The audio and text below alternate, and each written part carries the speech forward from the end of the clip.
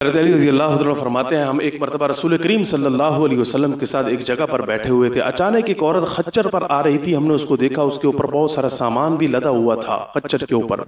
تو اچانک بارش ہو رہی تھی، تو بارش کی وجہ سے اس کا خچر جو ہے وہ پھسلا اور گڑھے کے اندر گر گیا، وہ خود بھی گڑھے کے اندر جس وقت گری تو رسول کریم صلی اللہ علیہ وسلم نے اپنے چہرے اقدس اور رخ انور جو ہے وہ دوسری طرف پھیر لیا کہ کہیں اس کے سطر کی طرف نظر نہ پڑ جائے۔ تو صحابہ کرام رضوان اللہ تعالیٰ علیہ نے کہا، یا وسلم اس نے تو پجامہ پہنا ہوا ہے، اس نے تو شلوار پہنی ہوئی ہے، یا وسلم اس کا سطر کیسے نظر آ سکتا ہے؟ آپ نے رخ انور پھر کیوں موڑا؟ آپ نے ارشاد فرمایا، یا اللہ وہ عورتیں جو پجامہ پہنتی ہیں، وہ عورتیں جو شلوار پہنتی ہیں، اے اللہ ان عورتوں کی بخشش فرما، یا اللہ ان عورتوں کی بخشش فرما، یا اللہ ان عورتوں کی بخشش فرما۔ اور پھر صحابہ کرام کی طرف متوجہ ہوئے اور فرمایا، تم بھی اپنی عورتوں کو حکم دیا کرو اس بات کا کہ وہ پجامہ پہنا کریں، شلواریں پہنا کریں۔ اور ایک اور روایت میں آپ نے ارشاد فرمایا، اللہ جو عورتیں پجامہ پہنتی ہیں ان پر اپنی خاص رحمت فرما، ان پر اپنی خاص رحمت فرما، ان پر اپنی خاص رحمت فرما۔